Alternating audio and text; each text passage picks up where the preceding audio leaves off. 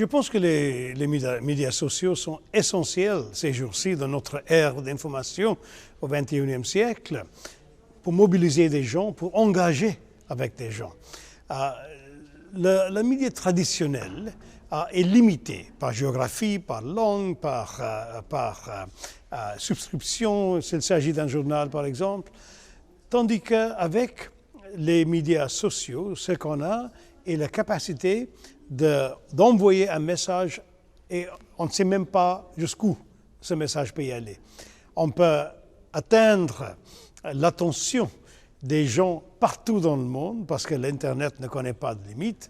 On peut avoir les possibilités que ces messages sont vite rediffusés par ceux qui le reçoivent, ce qui n'est pas possible aussi facilement avec un journal ou la télévision. Et la rediffusion permet également aux gens de répondre à ceux qui envoient des messages. On peut avoir donc une interactivité, une connexion à deux voix avec les gens. Et je pense qu'aujourd'hui, dans l'ère dans laquelle nous vivons, c'est la seule façon de procéder. Le travail de l'ONU est conduit dans le nom de nous les peuples, les premiers mots de la Charte des Nations Unies, nous les peuples.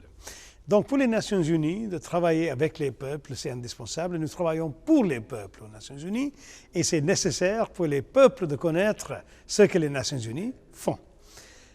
Pour moi, ce qui est essentiel est de comprendre que parfois, ça peut porter une atteinte à la crédibilité de l'organisation parce que très souvent, aux médias sociaux, on peut avoir de l'information non vérifiée, parfois de l'information qui n'est pas du tout correcte, qui est très critique des Nations Unies, qui est disséminée avec plus de rapidité que des processus officiels permettent des Nations Unies de le faire. Mais c'est un défi à surmonter. Je pense que si les Nations Unies peuvent, par exemple, avoir des équipes dédiées à cette tâche-là, idéalement avec des jeunes fonctionnaires et pas ceux qui ont des vieilles habitudes, pour répondre avec intelligence au public, pour agir avec rapidité, pour mettre les messages des Nations Unies devant le public du monde, je pense que les Nations Unies seront beaucoup plus efficaces qu'avant, quand on n'a utilisé que les médias traditionnels. La liberté d'expression est fondamentale à l'Internet, mais c'est difficile pour un fonctionnaire d'une organisation des Nations Unies, qui est quand même une organisation intergouvernementale, de violer les conventions, les normes de son emploi. Ça, c'est normal. Moi, j'étais moi-même fonctionnaire et aujourd'hui, dans mon discours ici à l'UNESCO, j'ai dit des choses que peut-être je n'aurais pas osé dire quand j'étais toujours fonctionnaire. Mais c'est comme ça dans le monde et je pense que les gens vont le comprendre. Les fonctionnaires n'ont pas le droit de causer, de porter atteinte, par exemple, à un gouvernement ou quelque chose, mais en même temps, ils ne peuvent pas censurer ceux en dehors des systèmes onusiens qui expriment leur propre opinion sur l'action d'autres gouvernements et d'autres gens. Je pense que c'est ça l'équilibre qu'il faut trouver.